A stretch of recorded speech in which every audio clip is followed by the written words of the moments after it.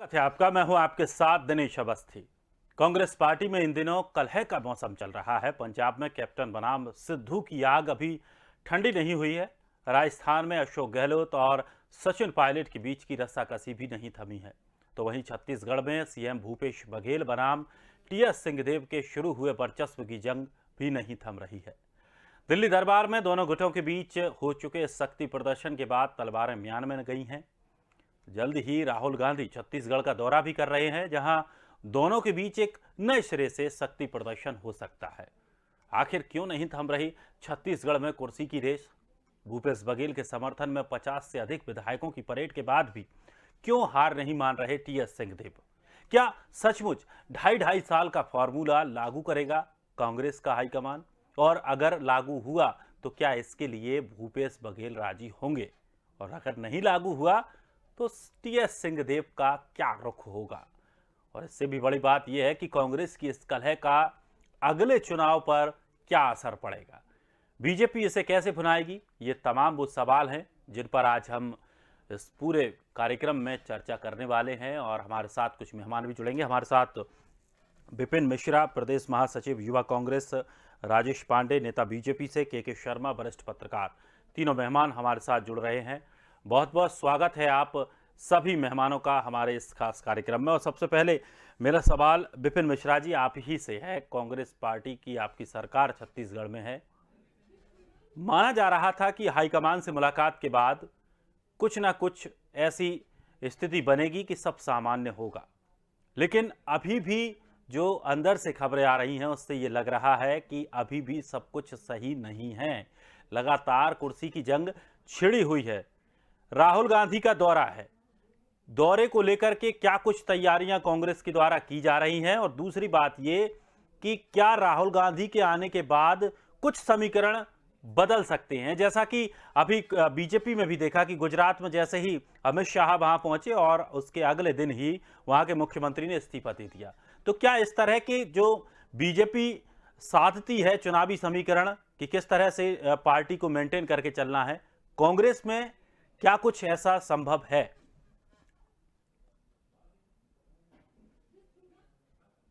विपिन जी, आप तक आवाज पहुंच रही है? पहुंच रही है जी विपिन जी। जी जी बताइए। आपने सवाल सुना मेरा?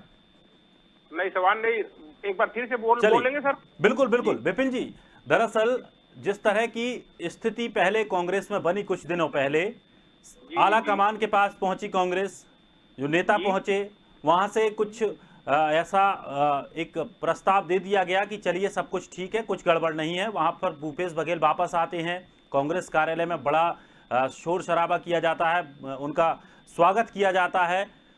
लेकिन अब राहुल गांधी दोबारा छत्तीसगढ़ का दौरा करने वाले हैं और इसको लेकर के कांग्रेस की तैयारियां क्या है इसके बारे में भी बताइए। और दूसरी बात कि जिस तरह से गुजरात की स्थिति बनी कि बीजेपी ने वहां पर अमित शाह पहुंचे, अगले दिन वहां के मुख्यमंत्री ने इस्तीफा दे दिया, तो क्या कुछ इस तरह की जो कवायदें हैं वो कांग्रेस में भी होंगी या नहीं?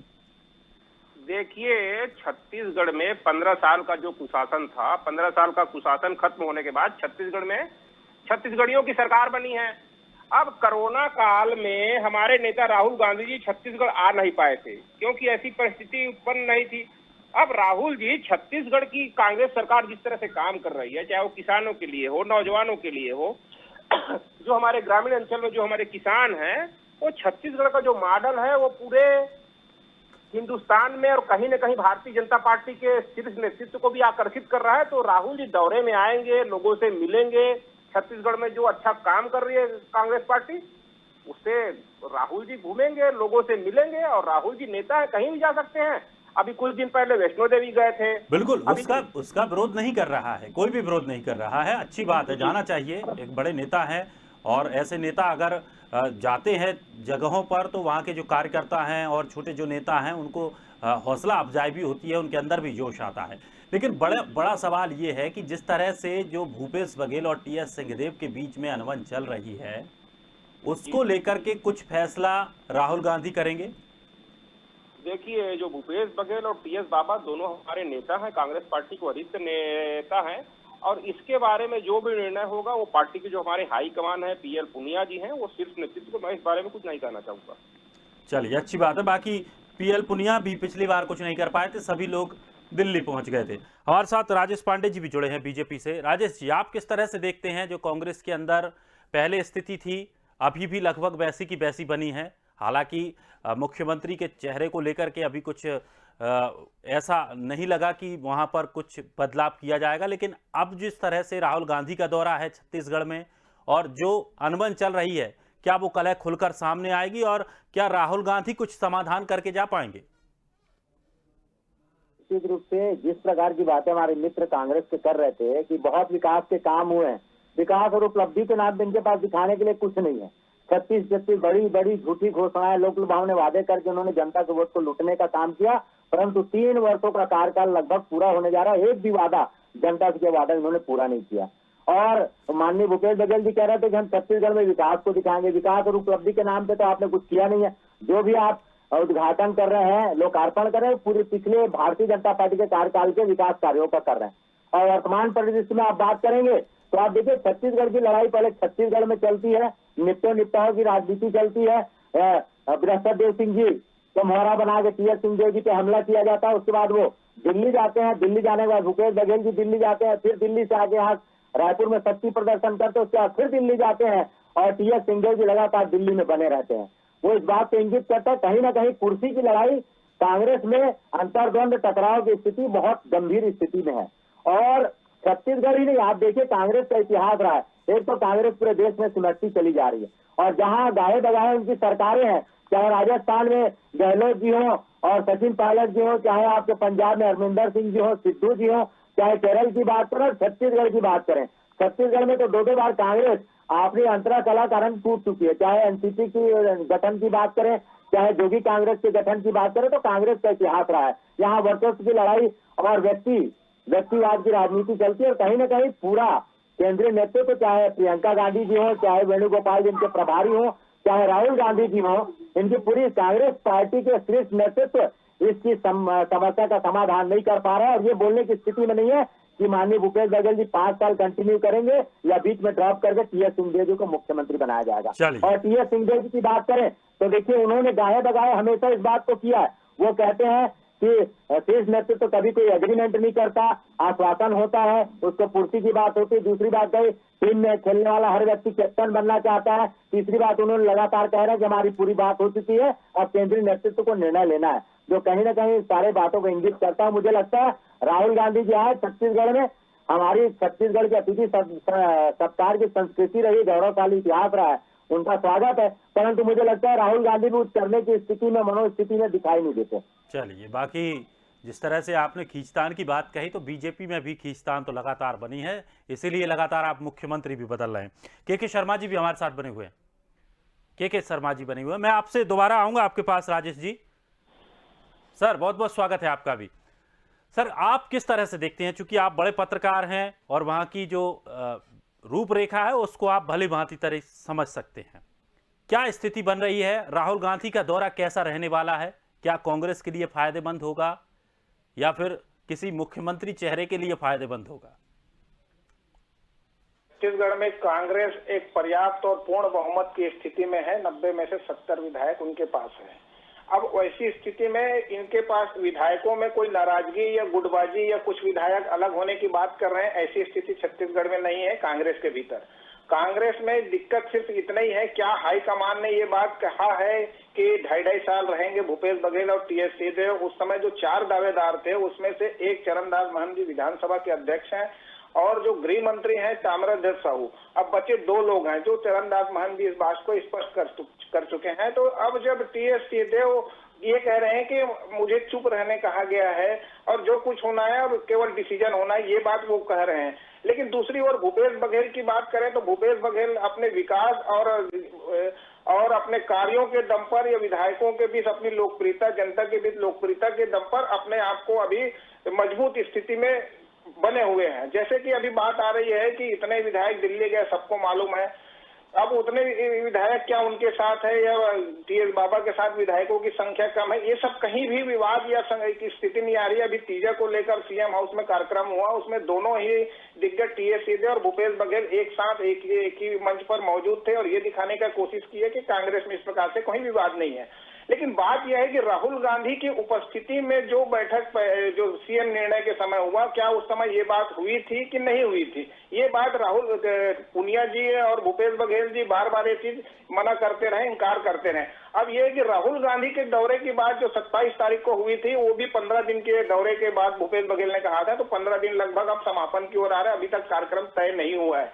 और इस छत्तीसगढ़ में उसकी तैयारी हो रही है। कवासी लखमा जी मंत्री हैं, वो बस्तर क्षेत्र के दमदार दिग्गज नेता हैं, वे वहां पे दौरा कर चुके हैं और हो सकता है कि लोहंडीगुड़ा में, जहां पे राहुल गांधी ने चुनाव के समय ये घोषणा की थी कि वहां पे टाटा कंपनी ने जब वहां आने से मना कर दिया था, वहां के 10 गांव के किसानों की जमीन को 1764 हेक्टेयर जमीन को किसानों को लौटा दी गई है। तो ये एक फीडबैक लेके वहां जा सकते हैं कि हमने इतना काम किया है, जो वादा किया वो पूरा कर रहे हैं, जो बचा है उसके लिए आगे क्या करना है, ये हो सकता है।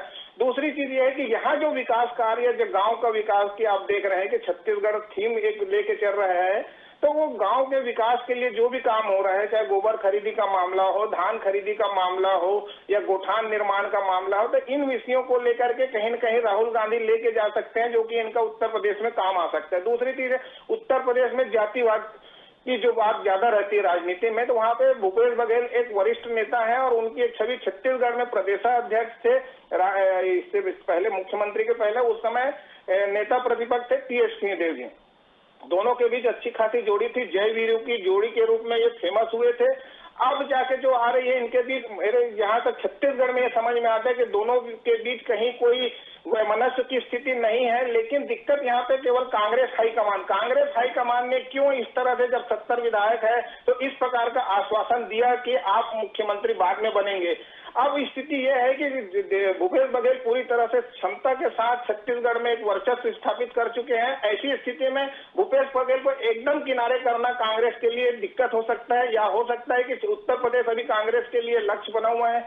उत्तर प्रदेश और मोदी जी, ये केवल यही दो कांग्रेस के लिए बना है, तो उसमें भूपेश बघेल का जो योजना है, शक्ति है, पिछड़े वर्ग में काम करने की क्षमता है, कांग्रेस संगठन को एकजुट करने की बात है, और एक एग्रेसिवनेस जो भूपेश बघेल में दिखता है, जिसकी आवश्यकता कांग्रेस को हो सकता है। ऐसा हो तो उनको राष्ट्रीय स्तर पर राष्ट्रीय महासचिव हो सकता है, कुछ भी एक बड़ी जिम्मेदारी के बिना इस तरह से निर्णय लेना छत्तीसगढ़ में कांग्रेस के लिए दिक्कत नहीं है, क्योंकि यहाँ तो 70 विधायक है। कहीं कोई राजस्थान जैसी स्थिति नहीं है, जैसे 7-8 विधायक इधर उधर हुए तो सत्ता परिवर्तन की बात आ जाएगी। वहाँ राजेश पायलट को मनाना ज्यादा जरूरी राजस्थान में छत्तीसगढ़ की अपेक्षा।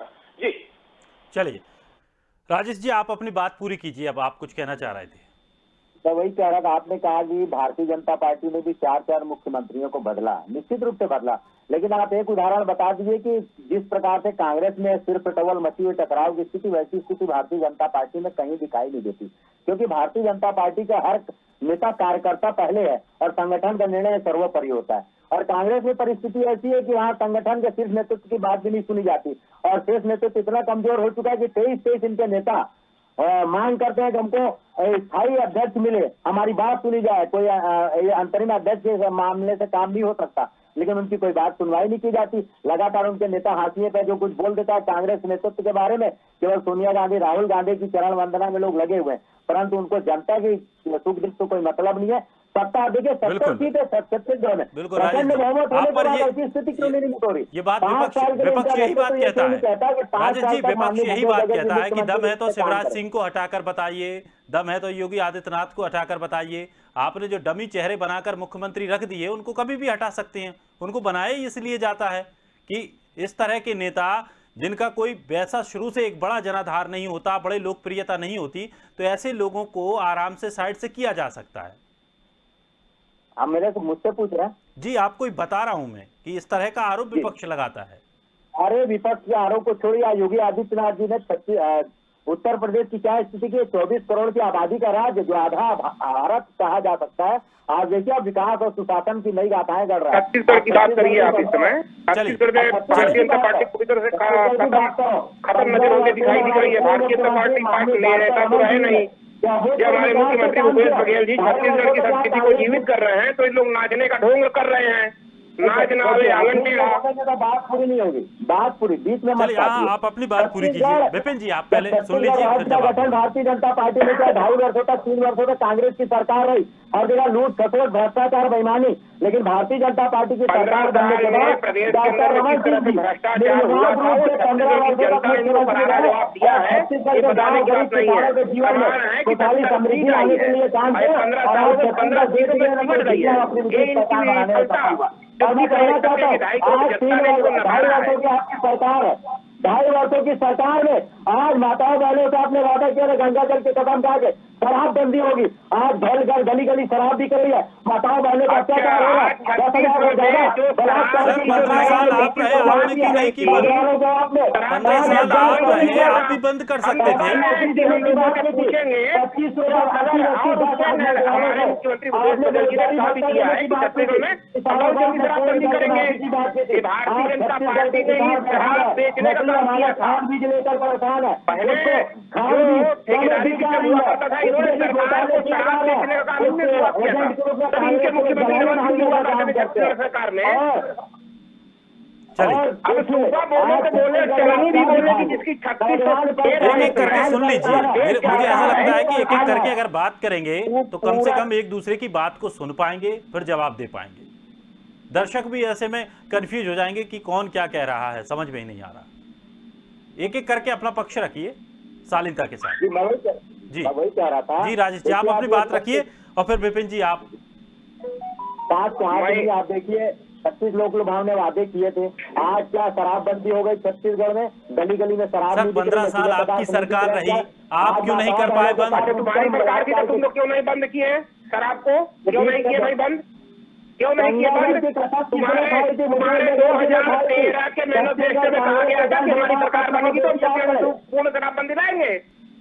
तुमने कहा था 2013 के मैनिफेस्टो में कि हमारी सरकार बनेगी। विपिन जी चलिए विपिन जी पहले सुन लीजिए। उसके बाद 2013 में जब तुम्हारी सरकार बनी तो पहले तो ठेकेदारी सिस्टम हुआ करता था छत्तीसगढ़ में, तुमने खुद शराब बेचना चालू किया। सरकार शराब बेच रही थी। हमारे मुख्यमंत्री भूपेश बघेल जी ने कहा है कि हम शराब बंद करेंगे। उस पे हमारे जो कई प्रकार के जो लोग हैं, जो जन समुदाय के लोग हैं, जो ग्रामीण क्षेत्र है, उनसे क्या बोलते हैं, सारा चीज लिया जा रहा है। हम शराबबंदी करेंगे बोले। हमारे मुख्यमंत्री ने विधानसभा में कहा है कि हो सकता है कि 1 जनवरी से हम शराबबंदी करेंगे प्रदेश के अंदर में। जब 2013 में तुम्हारे मैनिफेस्टो में था कि हम शराबबंदी करेंगे, क्यों नहीं किया आपने शराबबंदी उस समय? जब खुद का भरे भी पीते का हो तो चलिए विपिन जी जवाब ले लीजिए, जवाब ले लीजिए। तो नहीं मारा जाता है। मैं बता रहा हूँ आपको, छत्तीसगढ़ में हमने कहा था कि सामाजिक बुराई और क्रमबद्ध तरीके से हमने 10,000 की आबादी 5,000 क्यों नहीं किया उस समय? क्यों नहीं किया आपने? बंद क्यों नहीं किया 2013 में? कम करने का काम किया था। और मेरे मित्र से अगर आप बीच में बोलेंगे तो बात बंद क्यों नहीं किए भैया? आप पार्टी बंद क्यों नहीं किए? देखो राजनीतिक बात में हिम्मत रखिए। सत्ताधारी दल के लोग, आप नेता है, आपको विपक्ष की बात सुनना चाहिए। आपको मैं कह रहा हूँ, विपक्ष आप पर आरोप लगाता है कि आप नहीं सुनते विपक्ष की तुम्हारे मैनिफेस्टो में था 2013 में, भूल गए? बात सुनिए, मैं आपको मैनिफेस्टो में आपको दिखा दूंगा, मैं बात करें, मेरी बात सुनिए। आपने शराबबंदी का नहीं की, आज माताओं बहनों के साथ 10,840 लोगों के साथ बलात्कार की घटना हुई, 499 लोगों के साथ छत्तीसगढ़ में 2013 सुरक्षित नहीं है। सुनिए, आप बीच में फिर बोल रहे भाई। आज बेरोजगारों को आपने कहा था 60,000 प्रतिवर्ष शासकीय नौकरी देंगे, एक नौजवान को नौकरी मिली क्या? आपने 10 लाख नौजवानों को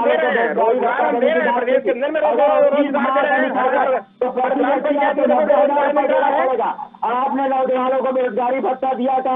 आपने कर्जमाफी की बात की थी, किसानों की कोई कर्जमाफी हो गई क्या? आज जो अभी सुनो ना, ये जो सरकार है, ये सरकार 2.5 साल की नहीं है, सरकार 5 साल की सरकार है। ये सरकार 5 साल की अभी 2.5 साल की सरकार नहीं है। लेकिन छत्तीसगढ़ सरकार ये 2.5 साल की सरकार नहीं है पांडे जी, ये सरकार 5 साल की है।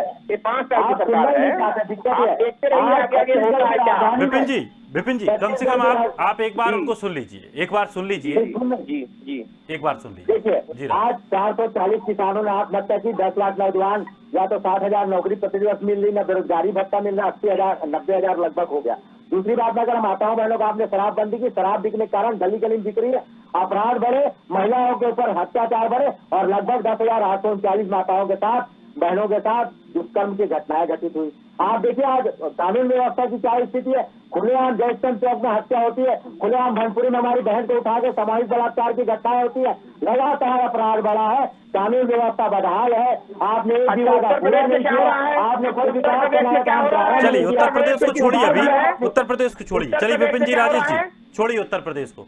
ठीक है सर, जिस तरह की स्थिति, चलिए पहले के सर से और ले लेता हूं। आप लगातार इस तरह की बहस करते रहेंगे तो ये कोई सार्थक बात तो इसमें हो नहीं पाएगी कि अगर दो लोग एक साथ बोल के अगर हम अपनी बातें रखेंगे तो लोगों तक बात नहीं पहुंच पाएगी। ठीक है सर, क्योंकि इस तरह का जो मैंडेट कांग्रेस को मिला है इस बार, तो बीजेपी एक उम्मीद तो खो बैठी है कि जोड़ तोड़ करके मध्य प्रदेश जैसी स्थिति या और अन्य जगह जैसी स्थिति स्थापित कर ले। अब क्या कुछ मुद्दे विपक्ष के पास रहेंगे, क्योंकि सरकार को इतना बड़ा मैंडेट मिला है, लोगों को भी उम्मीदें बहुत हैं। सरकार ने किस तरह का परफॉर्मेंस अभी तक रहा है और क्या कुछ लोगों को उम्मीदें हैं अभी और भी, और किस तरह से विपक्ष जो घेर रहा है, विपक्ष के आरोप जो हैं वो किस तरह के लगा सकते हैं और क्या बड़े आरोप हो सकते हैं, क्या बड़ी पोल खोल कांग्रेस की हो सकती है जिसको लेकर के जो बीजेपी है वो जनता के बीच वापस में जाएगी। देखिए, बीजेपी के पास सबसे बड़ा मुद्दा है जो पूरे 5 साल चलेगा। राजेश पांडे जी भी वही बात कर रहे हैं कि जो इनका संकल्प पत्र है कांग्रेस का, वही इतना भारी भरकम है कि उनको क्रियान्वयन के लिए, जैसे शराबबंदी की बात होती है तो हम 5 साल के लिए आए हैं, तो ये कहना है कि 5 साल तक इनको इतने सारे मुद्दे हैं, बेरोजगारी का है, जैसे वरिष्ठों को बेरोजगारी भत्ता का मामला, ये बहुत सारे तमाम मामले जो राजेश भाई गिना रहे थे, तो उन सबको पूरा करना, चाहे मुख्यमंत्री कोई भी हो। चूंकि आज का डिबेट मुख्यमंत्री पर आधारित है, इसलिए मैं उसी पर केंद्रित करके बात कर रहा हूं कि मुख्यमंत्री कोई भी हो कांग्रेस का, उनको संकल्प पत्र को पूरा करना एक बड़ी जिम्मेदारी होगी। छत्तीसगढ़ में आर्थिक स्थिति की बात करें तो आर्थिक स्थिति 40,000 करोड़ ज्यादा की ऋण की स्थिति है, तो ऋण इतने में इस योजनाओं को पूरा करने के लिए, जैसे आपने सुना होगा जब पहली बार ये संकल्प पत्र राजनांदगांव में जारी हुआ तो टीएस बाबा ने राहुल गांधी के सामने जब प्रस्तुत किया तो ये राहुल गांधी जी ने पूछा था कि इतने भारी भरकम जो आपका घोषणाएं कर रहे हैं, इसके लिए आपने सोचा है कि पैसा कहां से आएगा। तो ये बात कही गई थी कि खनिज, हमारे पास छत्तीसगढ़ में खनिज संसाधन इतने ज्यादा है कि इसके लिए 10,000 करोड़ रुपए की आवश्यकता होगी, जिसके लिए हम तैयार हैं।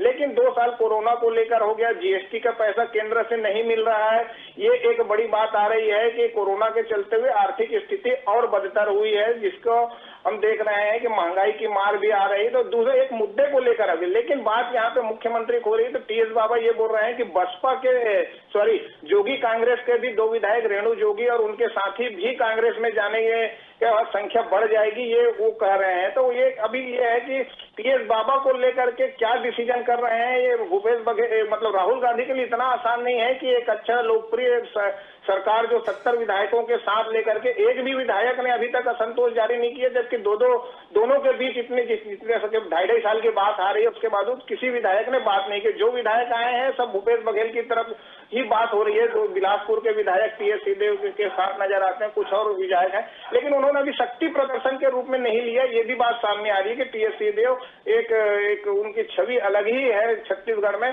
और केवल ये है कि हाईकमान ने क्या कहा है और हाईकमान को क्या डिसीजन करना है, ये उनको विचार करना है। जैसे आपने देखा होगा कि किसान को लेकर जम्मू कटरा में यहाँ के छत्तीसगढ़ के किसान ने राहुल गांधी के सामने भूपेश बघेल के कार्यों की तारीफ कर दी और पूरे देश में एक माहौल बन गया। तो इस प्रकार से जो एक मानसिकता राहुल गांधी के में जा रही होगी, तो क्या उनको विचार करना पड़ेगा कि ऐसी परिस्थिति में भूपेश बघेल को छत्तीसगढ़ में हटाना या उनके छेड़छाड़ करना क्या कांग्रेस के लिए उचित होगा या नहीं, ये एक बड़ा सवाल राहुल गांधी को देखना होगा।